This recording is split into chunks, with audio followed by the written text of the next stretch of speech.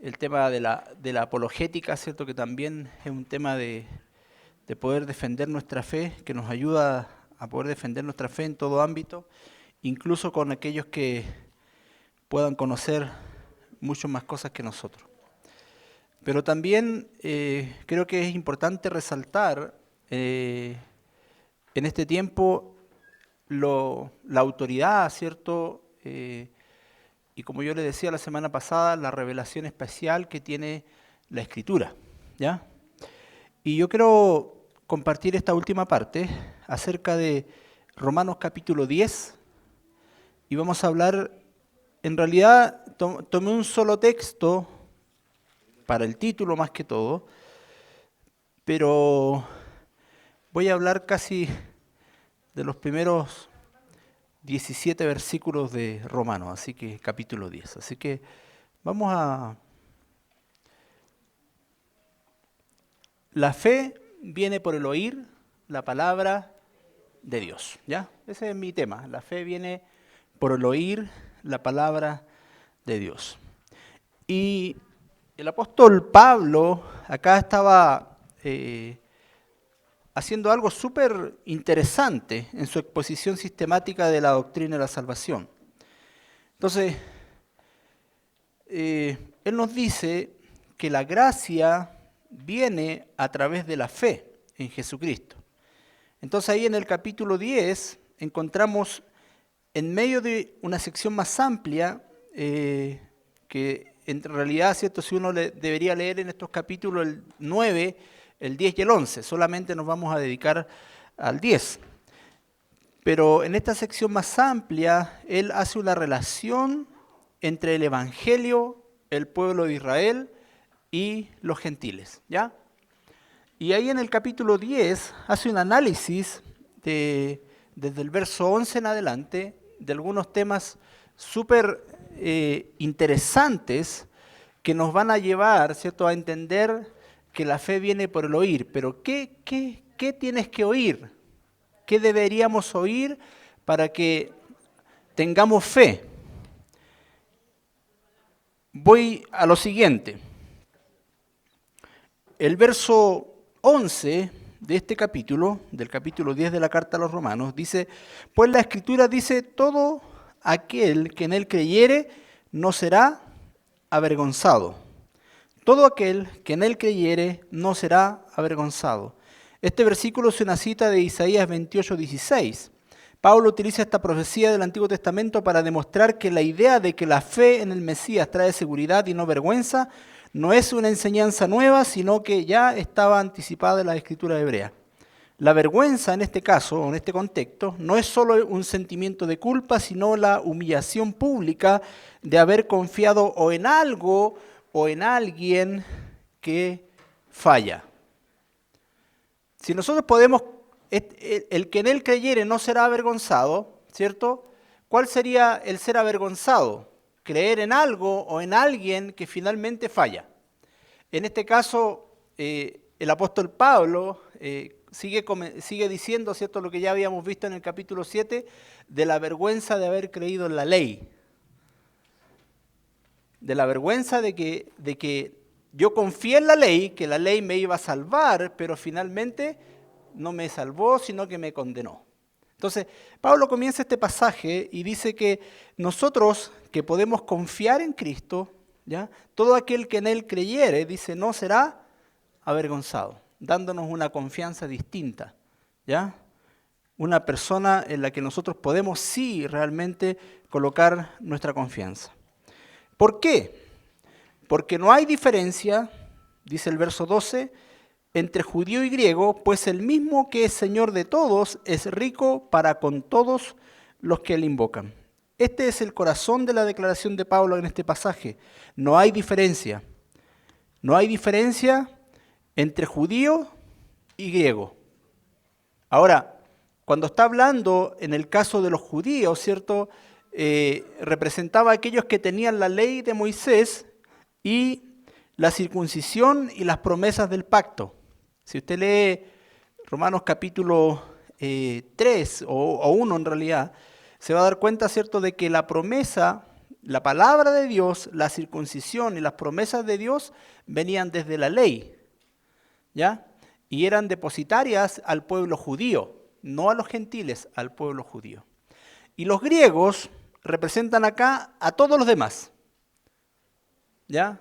Todos los demás gentiles, en este caso Pablo hace una analogía, los griegos, o sea, los gentiles, independiente de qué nación fueran. Ahora, uno podría decir, entonces los judíos y los griegos eran alcanzar salvación nomás. No, sino que los judíos, ¿cierto? Por un lado, que eran el pueblo escogido de Dios, y por el otro lado, todos los gentiles.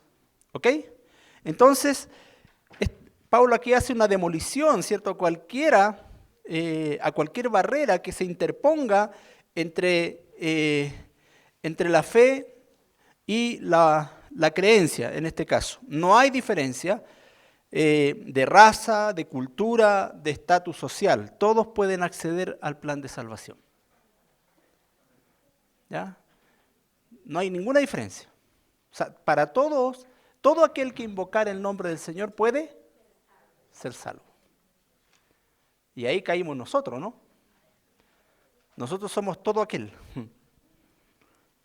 Entonces, al declarar que no hay diferencia, Pablo proclama que la salvación no se obtiene por méritos raciales o culturales, sino exclusivamente a través de la fe. El mismo que es Señor de todos, ahí Jesús, ¿cierto?, ofrece su gracia abundante, inagotable, a todos los que le buscan. No hay diferencia. Él no hace acepción de personas. Ahora, nosotros en nuestras mentes empezamos allá a diferenciar en algunas cosas, ¿cierto? Entonces, ¿el asesino que mató a alguien igual puede ser salvo? Sí, no hay diferencia. Ni judío, ni griego, ¿cierto? Nada, no hay diferencia. Todos los que invocaran el nombre del Señor pueden ser salvos. Romanos 10:13 nos dice, porque todo aquel que invocar el nombre del Señor será salvo. Esta cita es del profeta Joel, ¿cierto? Y resume la condición de salvación, el acto de invocar al Señor. No es solo un acto verbal, sino una expresión de fe sincera y dependiente. Cuando invocamos al Señor o nosotros invocamos al Señor, no lo hicimos como un acto solamente verbal, no fue solamente de nuestras voces hacia afuera, sino que fue algo interno que vino de nuestro propio corazón. Cuando le dije al Señor, sálvame, no estaba diciendo, ¿cierto?, ese sálvame exteriormente porque necesitaba ayuda en ese momento, sino que necesitaba más que algo interno, algo que pasara en mi interior. Entonces implica reconocer la autoridad de Jesús. Ese invocar el nombre del Señor implica que nosotros como hijos de Dios tenemos que reconocer su autoridad, su señorío y clamar a Él por salvación. Todo aquel que a Él clamare, ¿cierto?, que invocare su nombre, no va a ser avergonzado. Entonces, y es tan importante esto dentro de la vida que nosotros llevamos, ¿cierto? Y como ya conocemos al Señor, lo invocamos y fuimos salvos, es tan importante también para aquellos que no lo son. Esta es una declaración definitiva. No hay excepción de personas. Cualquiera, sin importar su pasado, su origen, puede obtener la salvación. Y hay un ejemplo claro, por ejemplo, en el caso del ciego, ¿cierto?, que estaba a la orilla del camino y que empezó a gritar, Jesús, hijo de David, ten misericordia de mí, ¿cierto? ¿Se acuerdan o no? Y él gritaba y lo hacían callar y él gritaba más fuerte, Jesús, hijo de David, ten misericordia. Y más, y lo hacían callar y más gritaba. ¿Ya? Aquí a ese hombre, ¿cierto?, no solamente recibió la vista en ese momento, sino que también fue salvo. Porque invocó el nombre que es sobre todo nombre, invocó el nombre de Jesús. Síntesis de la salvación. Este pasaje de Romanos 10, del 11 al 13, presenta una teología de la salvación. Primero, esta es universal, o sea, la salvación no está limitada a un solo grupo de personas, es para todo aquel que lo invocare. Todos, ¿ya? ¿Y qué significa todo? Del griego, todo, ¿ya? Todo. Eh, otra acepción que hacemos, ¿cierto?, que es cristocéntrica. La fe y la invocación se dirigen a una persona, a Jesucristo. Él es Señor de todos. Ningún ser humano, creo que lo he dicho otras veces, ningún ser humano podría alcanzar salvación fuera de Jesús. Ni de un profeta, ¿cierto? Ni de los que dicen, por ejemplo, los musulmanes, ¿cierto? Ni de su profeta Mahoma, ni de ninguno, no hay ningún otro. Solamente invocando a nuestro Señor Jesucristo podemos alcanzar salvación. O sea, la salvación es cristocéntrica. Tiene que ver con una persona. Lo tercero es por gracia. La salvación no se basa en las obras que se pudiesen hacer, ya lo habíamos visto anteriormente, sino en la invocación sincera a un Dios que es rico en misericordia y es capaz de otorgar perdón. Nosotros recibimos la salvación por gracia, ¿ya? Y cuarto, el cumplimiento de esa promesa, la doctrina de Pablo demuestra que el Evangelio es el cumplimiento de las profecías del Antiguo Testamento, lo que le da una solidez histórica y divina. Si ustedes leen el Evangelio según San Mateo, ¿cierto? Muchos le llaman el Evangelio del cumplimiento. ¿Por qué le llaman el Evangelio del cumplimiento? Porque Mateo desde el capítulo 1, versos 16, 17, 18, ya comienza, esto es lo escrito por el profeta, ¿cierto?, acerca de Jesús. O Jesucristo vino a salvar al mundo de sus pecados, ¿cierto? Todo eso se cumple en estas profecías. Entonces, esta promesa de parte de Dios es el cumplimiento de lo que está revelado ya en las Escrituras en el Antiguo Testamento. Recuerden que lo que les mencionaba anteriormente, ¿cierto? Que David fue salvo, Job fue salvo, y Isaías también. Isaías escribe acerca del sufrimiento del Mesías. De hecho, al libro del profeta Isaías se le llama el quinto evangelio, porque él habla mucho acerca de Jesús, o del cumplimiento, o de las profecías acerca de él. Ahora, en esencia, en este texto es una poderosa afirmación de que el camino a la salvación está abierto para toda la humanidad y su única puerta es la fe en Jesucristo. Estamos hablando acerca de que la fe es por el oír y el oír por la palabra de Dios. Hay una cadena de salvación aquí en el verso del 10 al 14, o del 14 y 15 en realidad, y dice lo siguiente: ¿cómo pues invocarán en aquel no han creído? ¿Y cómo creerán en aquel de quien no han oído? ¿Y cómo oirán sin haber quien les predique? ¿Y cómo predicarán si no fueren enviados? El pasaje de Romanos 10, 14 y 15 es una magnífica exposición doctrinal de Pablo sobre la lógica de la salvación. No se trata solo de preguntas retóricas, sino de una cadena de eventos divinamente orquestados. La salvación, aunque es un don de Dios, requiere una mediación humana, la proclamación del Evangelio. La salvación, aunque es un don de Dios, ¿cierto?, requiere de mediación humana, la predicación del Evangelio. Y de eso precisamente es lo que está hablando acá Pablo.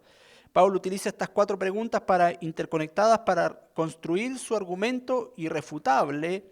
Esta estructura nos muestra que la salvación no es un evento aislado, sino un proceso que tiene un origen y una meta definida. Primero, ¿cómo pues invocarán en aquel en el cual no han creído? Pablo comienza con el acto final de la salvación, invocar al nombre del Señor. Este es el acto de la fe y la dependencia del que habla en este versículo. Sin embargo, no se puede invocar a alguien en quien no se cree. La fe es la condición necesaria para la invocación. La invocación no es un simple grito de auxilio, sino una expresión de confianza en que Jesús es el Señor y el Salvador, el único que puede salvarnos de nuestros pecados. Entonces, la invocación es una condición necesaria para el ser humano, pero esta invocación tiene que ir acompañada de fe. Tenemos que creer, ¿cierto?, en aquel a quien estamos invocando. La segunda pregunta que Pablo hace acá, y dice, ¿y cómo creerán en aquel de quien no han oído? Aquí Pablo retrocede un paso. Para que haya fe debe haber conocimiento. Para que haya fe debe haber conocimiento. La fe cristiana no es una creencia ciega o supersticiosa, sino una respuesta a la verdad de un Dios que se ha revelado. Amén. La fe cristiana no es una creencia ciega o supersticiosa, es una respuesta a la verdad de un Dios que se ha revelado a nosotros. O sea, la semana pasada hablamos de la revelación especial, ¿cierto? Cómo Dios se revela de manera que nosotros lo podamos entender. Nuestra respuesta al Señor, ¿cierto? O nuestra fe es de acuerdo a que nosotros estamos entendiendo que hay una verdad revelada. En la persona de Jesús, sus obras y su mensaje deben ser oídos y comprendidos. La fe es, por naturaleza, una respuesta a un mensaje. La fe es la respuesta a un mensaje.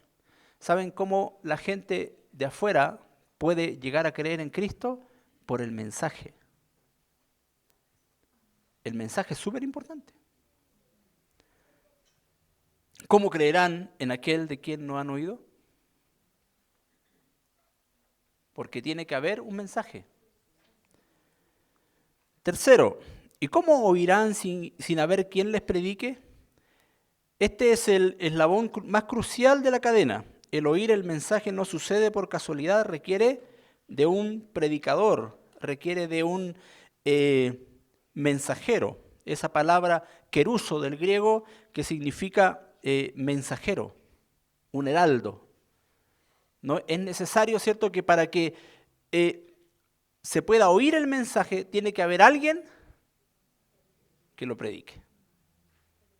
Y ahí, bueno, ahí vamos a ver la responsabilidad, pero en estricto rigor, ¿cierto? Si alguien quiere que alguien, si nosotros queremos que alguien se salve, nosotros tenemos que predicar el mensaje.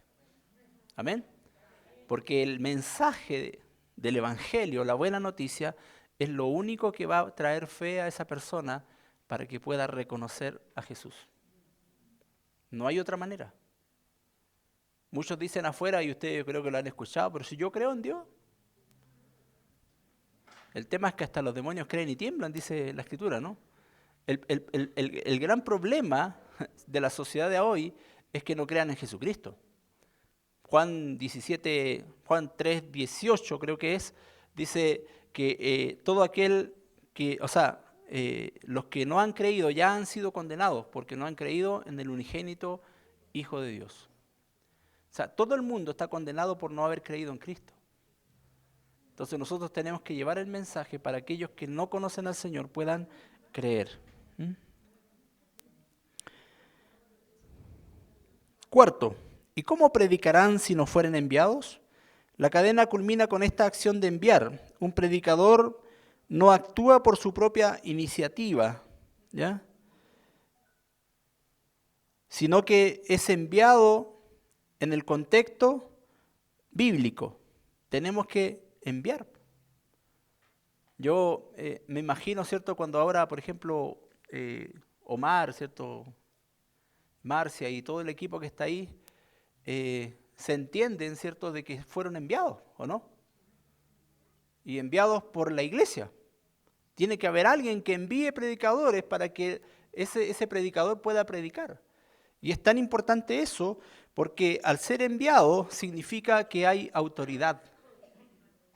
Lo mismo que hace Jesús, ¿cierto?, en Mateo 28, 18, creo que es, ¿cierto? Por tanto, id y predicad el evangelio a todas criaturas, enseñándoles que guarden todas las cosas que yo les he mandado, ¿cierto? Por tanto, id, ese id, ¿cierto?, es un mandato de Dios, pero también hay un respaldo de Dios. Todo aquel que va y predica el evangelio tiene un respaldo, primero, de parte de Dios, pero también tiene que tener un respaldo de aquellos que lo envían. Autoridad delegada. Jesús cuando envía a sus 70, ¿cierto?, los envía de dos en dos, y le dice, vayan, ¿cierto? Por los caminos, prediquen el Evangelio, ¿cierto? ¿Y qué pasó cuando volvieron? Señor, aún hasta los demonios se nos sujetaban. Porque cuando los envía Jesús, los envía con autoridad. O sea, si nosotros vamos a predicar el Evangelio, entonces hay autoridad delegada de parte de Dios para hacerlo. Hay respaldo de Dios. Entonces, ¿cómo predicarán si no fueren enviados? El envío no solo se refiere a la misión, sino también a la comisión divina que valida el mensaje del mensajero, o el mensaje del heraldo, o el mensaje del predicador. Esta pregunta subraya la responsabilidad de la Iglesia de no solo proclamar, sino también de identificar, preparar y enviar a los mensajeros. Nosotros como Iglesia deberíamos identificar a aquellos que tienen ese don, ¿cierto?, especial de evangelismo y enviarlos a predicar. Nosotros lo hicimos por muchos años. Ahora estamos más en la iglesia, pero yo a veces anhelamos en algunos casos y no en algunos casos. Siempre, Señor, decimos, ¿cuándo vamos a volver a la calle? ¿Ya? No se han dado las circunstancias todavía, pero yo creo que en algún momento vamos a tener que volver a la calle. El verso 15, parte B, nos dice, cuán hermosos son los pies de los que anuncian la paz, de los que anuncian buenas nuevas. 16 y 17, mas no todos obedecieron al Evangelio, pues Isaías dice, Señor, ¿quién ha creído en nuestro anuncio? Así que la fe es por el oír y el oír por la palabra de Dios. Es maravilloso cómo Dios va a aquellos que son parte de la predicación del Evangelio, cómo los ve. Cómo ve a los que anuncian la paz, cómo ve a aquellos, ¿cierto?, que tienen hermosos pies. No es que sean hermosos sus pies, ¿cierto?, sino que en lo espiritual, ¿cierto?, ellos son gente que lleva un mensaje divino, llevan buenas noticias.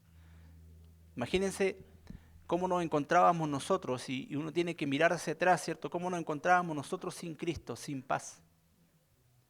Y cuando alguien nos empezó a predicar el Evangelio, nosotros empezamos a ver que podíamos encontrar paz. Y hasta que cuando llegamos al Señor, ¿cierto? Bueno, que la paz se hizo realmente evidente en nuestras vidas. Ellos son los que están anunciando que puede haber paz entre Dios y los hombres, estos hombres de hermosos pies, que no todo está perdido para el ser humano caído y pecador. La buena noticia es que Cristo vino al mundo y pagó el precio de nuestra reconciliación. Qué maravillosa noticia. ¿Saben cuál es la buena noticia? Que Jesucristo pagó el precio de nuestra reconciliación. Que nosotros ahora podemos tener paz con Dios. Usted ya no se acerca a Dios y con vergüenza o con culpa o con condenación.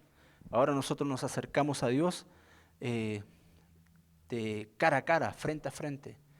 Como dice Hebreos, esto podemos entrar al lugar santísimo por la sangre de su Hijo Jesucristo. Podemos estar en su presencia, podemos adorarle, podemos comunicarnos con Él, tener una relación con Él. Entonces es tan importante que nosotros podamos predicar el mensaje. El texto de Romanos acá, 10, 15 al 17, está en el corazón de la argumentación del apóstol sobre la salvación y la relación entre los judíos y gentiles. Para entenderlo en su totalidad es fundamental situarlo en su contexto. Este mensaje aborda la justificación por la fe y la naturaleza universal del Evangelio. El hombre es justificado por la fe y para todos es el Evangelio, es universal. Es para el chino que jamás, nunca escuchó hablar de Jesús, o para el que está en la selva más escondida en el Amazonas, ¿cierto? Es para todos. El mensaje es universal. La justificación por la fe frente a las obras de la ley. Pablo dedica gran parte de la carta de Romanos a explicar esto. Ya lo habíamos visto anteriormente, ¿cierto? Que la salvación no se obtiene por el cumplimiento de la ley de Moisés, sino por la fe en Jesucristo. Este capítulo 10 comienza con Pablo lamentándose. Miren lo que hace Pablo ahí en el capítulo 10, en los primeros versículos. Hermanos, ciertamente el anhelo de mi corazón y mi oración a Dios por Israel es para salvación, porque yo les doy testimonio de que tienen celo de Dios, pero no conforme a ciencia, porque ignorando la justicia de Dios y procurando establecer la suya propia, no se han sujetado a la justicia de Dios, porque el fin de la ley es Cristo, para justicia a todo aquel que cree. Hermanos, ciertamente dice, el anhelo de mi corazón y mi oración a Dios es para salvación. ¿De quién? De Israel. Pablo tenía el anhelo de que sus coterráneos, ¿cierto?, se salvaran, de que su gente, su línea sanguínea pudiera alcanzar salvación. Pero ellos no tenían celo de Dios en buen sentido. Ellos anhelaban hacer obras para poder estar bien con Dios. Y no es así. Entonces, aquí es donde entra el texto que nos ocupa. Pablo argumenta que la justicia de Dios ya no está lejos ni es inaccesible, sino que está al alcance de la mano para todos. Sin embargo, para que las personas puedan responder con fe, primero deben oír el mensaje. ¿De qué estaba hablando acá? La fe viene por el oír. Estaba hablando del mensaje del Evangelio. El mensaje del Evangelio viene por el oír, por el escucharlo. Si la gente escucha el mensaje del Evangelio, la gente va a poder ir al Señor.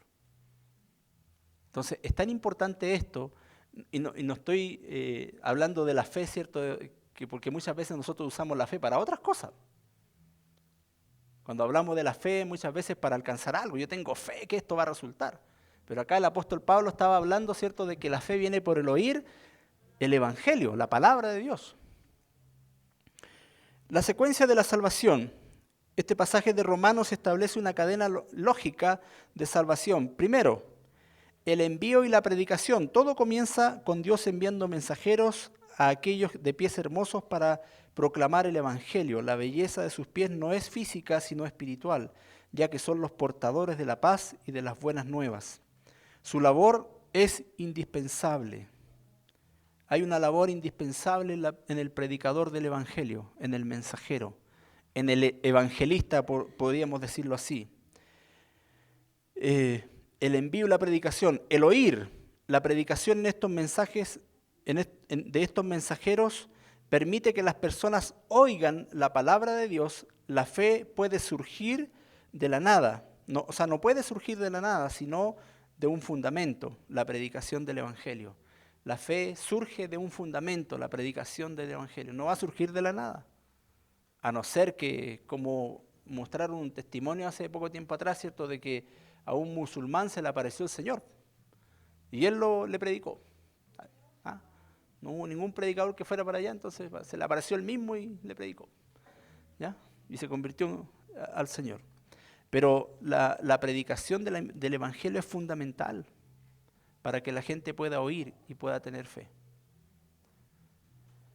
La fe, el oír el mensaje, el Espíritu Santo obra en el corazón de las personas para que puedan responder con fe. La fe, en este sentido, no es un acto ciego, sino la respuesta a una revelación. La fe, al oír el mensaje, el Espíritu Santo obra en el corazón de las personas para que puedan responder. Ya lo habíamos dicho, ¿no?, que el Espíritu Santo es el que convence de pecado, justicia y juicio. Así que el versículo termina acá, ¿cierto? En el verso 17 dice, así que la fe es por el oír y el oír por la palabra. Es la conclusión de esta secuencia. Subraya que la palabra de Dios es la fuente de la fe. ¿Se acuerdan que la semana anterior habíamos visto de que la revelación especial viene de la Escritura? La revelación general, y Catalina nos habló después, ¿cierto?, acerca de la creación. Ustedes vieron las imágenes, ¿cierto? Vieron todo lo que... Pero nosotros, en el principio, yo hablé de la revelación especial, donde Dios se revela a nosotros personalmente. Ahora, lo puede hacer de diferentes maneras el Señor. Pero finalmente, la revelación de la palabra de Dios es tan fundamental, ¿cierto?, para que nosotros podamos responder verdaderamente a una fe, o a la fe en este caso. Ahí en este mismo versículo, el verso 17, ¿cierto?, dice que no todos obedecieron al Evangelio. Nos habla acerca de la soberanía y la soberanía de Dios y la responsabilidad humana. El pasaje también aborda la tensión entre la soberanía divina y la responsabilidad humana. El texto de Isaías, Señor, ¿quién ha creído en nuestro anuncio?, sirve para justificar el hecho de que a pesar de que el Evangelio fue anunciado, no todos lo aceptaron. Esto muestra que la incredulidad no es un fracaso del mensaje o de Dios. La salvación es un don gratuito, pero requiere de una respuesta. O sea, el hombre recibe el Evangelio, le es predicado el Evangelio y tiene que responder con fe, sí o no responder. Pero tiene que haber, ¿cierto?, una consecuencia a la predicación del Evangelio, la respuesta del hombre. Esa respuesta puede ser de fe. En resumen, entonces, estos versículos son una explicación clara de Pablo sobre la fe en Cristo, sobre que la fe en Cristo es el único camino de salvación y del cómo esta fe llega a las personas y por qué algunos la rechazan. ¿Ya? El cómo llega la fe a estas personas por la predicación del Evangelio. Y a algunos la rechazan porque no responden a esa fe. La implicancia de oír la palabra de Dios con fe. El fundamento de la fe no es ciego, sino que es activo. El fundamento de nuestra fe no es ciego, es activo. El texto inicial lo expresa muy bien. La implicancia de oír la palabra de Dios con fe es donde se basa el fundamento de nuestra creencia. Esto no significa que sea una creencia ciega o sin razón. Al contrario, la fe bíblica es una respuesta activa a la revelación de Dios. La fe bíblica, ¿cierto?, la fe que nosotros podamos tener va a ser una respuesta activa al Dios que se ha revelado a nosotros. En la medida que Dios se revela a nosotros, vamos respondiendo con fe a lo que Él está mostrando. Es la certeza de lo que esperamos, es una convicción tan sólida que nos permite actuar sobre verdades que aún no vemos como con nuestros ojos. Como dice Hebreos 11:1, la fe es la garantía de lo que se espera, la certeza de lo que no se ve. Esto establece un ciclo virtuoso. Veamos este ciclo virtuoso. Primero, se inicia con la palabra. La fe comienza cuando se escucha, se lee y se medita la palabra de Dios. La fe comienza cuando se escucha, se lee y se medita la palabra de Dios. O sea, antes de llegar a Cristo, la escuchamos, ¿o no? Porque yo me recuerdo haber leído cuando joven la Biblia, y me recuerdo porque mi mamá, cuando yo me fui a hacer el servicio militar, me regaló una Biblia, tenía una Biblia chiquitita mi mamá, y me la regaló. Y yo me acuerdo haberla leído en año y medio que estuve, no completa quizás, pero leí gran parte, pero nunca la entendí. Nunca entendí porque si no hubiera llegado el Señor antes. Pero pasaron varios años, ¿cierto? Y llegó un día, estaba mi hermano mayor, me empezó a predicar del Evangelio y dice, no, pero yo, si yo creo en Dios, le decía, ¿para qué me habláis si yo creo, le decía? Pero cuando él me comienza a hablar acerca de esta fe de salvación, ¿cierto? De poder creer en Cristo, que Él había muerto por mis pecados, yo igual retuve harto tiempo, la verdad, no fue poco, sino que harto tiempo le di vuelta así, hasta que un día, bueno, me invitaron a la iglesia después de las 1001 invitación, porque no fue una, hubieran sido. Llego a la iglesia, ¿cierto? Y el pastor comienza a hablar de esto mismo y al final yo llego al Señor. Entonces, se inicia con palabra, la fe comienza cuando se escucha. ¿Cómo nosotros podemos provocar fe en las personas que no conocen al Señor? Hablándoles las palabras de Dios. Hablándoles acerca de este evangelio precioso, de esta buena noticia que nosotros tenemos. Esta fe produce después convicción. Al recibir esa palabra, el Espíritu Santo obra en el creyente, transformando las palabras en una verdad personal y profunda. Es un conocimiento que va más allá de lo intelectual, es una revelación interna. ¿Ya? No es solamente o va más allá de lo intelectual, tiene que ser una revelación interna. El que uno escuche la palabra de Dios puede producir convicción en las personas. De hecho, ahí el Salmo 19, ¿cierto? No sé si versos 7 u 8, dice que tus palabras convierten el alma. Y ahora también esta fe, ¿cierto?, que produce convicción, nos impulsa a la acción. Esta convicción no es, es el motor que mueve al creyente a vivir de una manera diferente. No se trata solo de saber que Dios existe, sino de confiar en que Él cumple sus promesas y actuar en consecuencia. La fe es por naturaleza dinámica, o sea, la fe tiene una respuesta del ser humano.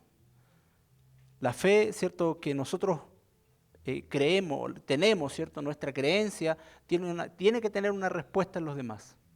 Tiene una respuesta en nosotros primero que todo. Es dinámica. ¿Nosotros respondemos a la fe? Por supuesto que sí. Y está la respuesta a veces a la fe que tenemos, ¿cierto?, de que estamos acá, ¿o no? Podríamos estar en nuestra casa haciendo cualquier otra cosa, pero nos interesa aprender estas cosas. Nos interesa, ¿cierto?, que alguien nos diga y nos dé argumentos, ¿cierto?, para nosotros poder predicar a otros, ¿cierto? Aprender para que otros también puedan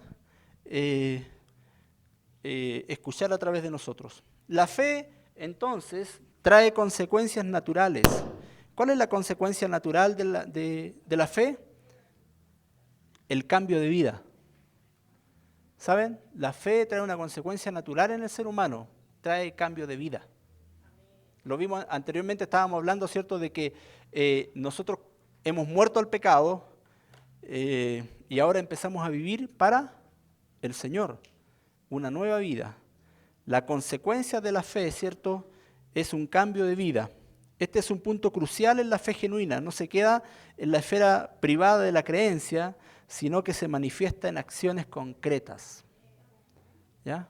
Como dijera Pablo, dice que pecaremos para que la gracia abunde. En ninguna manera. ¿Cómo vamos a pecar si ya hemos muerto al pecado? ¿Ah? Las consecuencias, se manifiestan en acciones concretas. Jesús mismo lo enseñó. Por sus frutos los conoceréis, ¿o no? ¿Cómo se conoce? ¿Cómo lo conocen a usted? ¿Cómo te conocen en tu casa? ¿Por sus frutos? Como dice mi esposa, ¿por sus Facebook los conoceréis?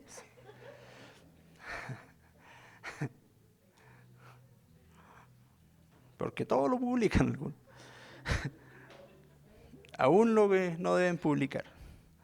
Las consecuencias de escuchar la palabra con fe incluyen, primero, conocimiento de cómo vivir la vida cristiana. La Biblia no es solo un libro histórico, sino una guía práctica para cada área de la vida.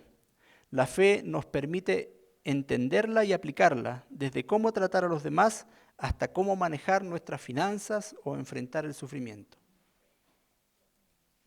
¿Ya? El conocimiento, ¿cierto?, de cómo vivir nuestra vida cristiana. Son las consecuencias, ¿cierto?, de escuchar la palabra de Dios. Segundo, la fidelidad para predicar el Evangelio. Un creyente que realmente ha experimentado el poder transformador de la palabra de Dios en su vida, la fe crea en él un deseo profundo y una responsabilidad de compartir esa misma verdad con otros. Predicar el Evangelio deja de ser una obligación y se convierte en una expresión natural de una fe vibrante, de una fe viva. Nosotros, si tenemos fe, deberíamos también procurar que otros puedan alcanzar esa fe. Porque si no, no hay obra. Obra de fe, ¿no? ¿Cuál es el distintivo predominante para el creyente? El creyente debe tener un distintivo predominante en su vida. Escuchar, leer y conocer la palabra de Dios como revelación para su vida. Esta idea subraya la centralidad de la Biblia en la vida cristiana. Escuchar, leer y conocer la palabra de Dios debe ser predominante para nosotros. No podríamos vivir nuestra vida sin su palabra. Y cada vez que escudriñamos su palabra, cada vez que la leemos un poco más, cada vez que profundizamos un poco más, siempre encontramos algo nuevo, ¿no? Un día estamos leyendo el mismo pasaje 1000 veces y la 1001 recién se nos cae la teja. ¿Ah? ¿Por qué es así? Imagínense que hubiéramos leído la Biblia una sola vez y ya se nos reveló todo. Ya después nos creeríamos, no sé, ¿ah? Ahora andaríamos llenos de orgullo. Yo, ¿qué me puede enseñar a mí si yo? No. Entonces hay una consecuencia en el creyente y que debe predominar. Escuchar y leer no es suficiente con oír de pasada, requiere un acto intencional de sumergirse en las Escrituras de manera constante y personal, intencional. Debemos tener la intención de poder escudriñar, leer las Escrituras. Debemos conocerla como una revelación, ¿saben? La Biblia, hay muchos aspectos de la Escritura que uno la puede leer y no son una revelación para nosotros. Pero sí cuando se transforma en eso, o cuando nosotros empezamos a escudriñarla de tal manera de que se transforme en esa revelación, disfrutamos, ¿no? De la Escritura. Disfrutamos, ¿cierto?, de poder leerla, de poder hoy leer un pasaje una y otra vez, porque algo Dios te muestra a través de esos pasajes. Esta es la clave, conocerla como revelación. La Biblia no es solo un texto antiguo, sino la voz viva de Dios. ¿Ya? Toda la Escritura es viva y eficaz y más cortante que toda espada de doble filo que penetra hasta partir el alma y los tuétanos y los espíritus y los tuétanos, ¿cierto? Y que discierne los pensamientos y las intenciones del corazón. ¿Ya? Entonces, la palabra de Dios es viva, está viva hoy día. Yo creo que esto lo he dicho. ¿Quiere que Dios le hable audiblemente? ¿Sí o no? Lea la Biblia en voz alta. Sí, le va a hablar, créame, de verdad. ¿Mm? Porque a veces pensamos de que el Señor tiene que hablarme audiblemente, pero de otra manera no. Lea la Biblia en voz alta y usted se va a dar cuenta de que Dios le va a estar hablando. Se espera que el Espíritu Santo ilumine y traiga a la luz una verdad nueva o más profunda. Es el momento en que el conocimiento se convierte en convicción y la convicción se convierte en el motor de nuestra fe. La fe viene por el oír la palabra de Dios. Y el mensaje, cierto, que nosotros tenemos que escuchar y que la gente tiene que escuchar es el Evangelio. La semana pasada yo le hablaba de el problema del pecado, ¿cierto? Y la necesidad de salvación. Hay una necesidad de salvación en el mundo y esa necesidad de salvación, ¿cierto? El Señor, para esa necesidad, tiene el Evangelio. Romanos capítulo 1, ¿cierto? Pablo dice que habla del Evangelio de Dios y que es acerca de su Hijo Jesucristo. Entonces, todo el mensaje, a un predicador lo escuché decir esto hace mucho tiempo atrás, dice, todo el mensaje de la Biblia es cristocéntrico. Donde tú leas, ¿cierto? Tienes que llegar finalmente a Cristo, decía. Si lees en el Antiguo Testamento, tiene que llevarte a exaltar a Cristo. Si lees el Nuevo Testamento, tiene que llevarte a exaltar a Cristo. Si lees, ¿cierto? Todo, tiene que llevarte a exaltar a Cristo. Porque Él es el mensaje, el logos, la palabra, ¿cierto? No solamente es el mensajero, sino también el mismo mensaje.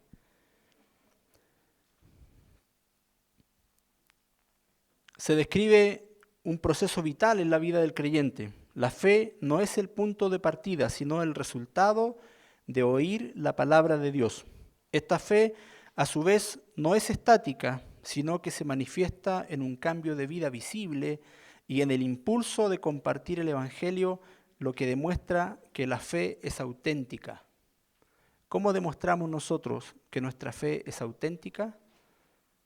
¿Que lo que queremos es auténtico? Cuando hay un deseo en nuestro corazón de poder compartir el mensaje o de que otros conozcan este mensaje. Entonces, termino con esto.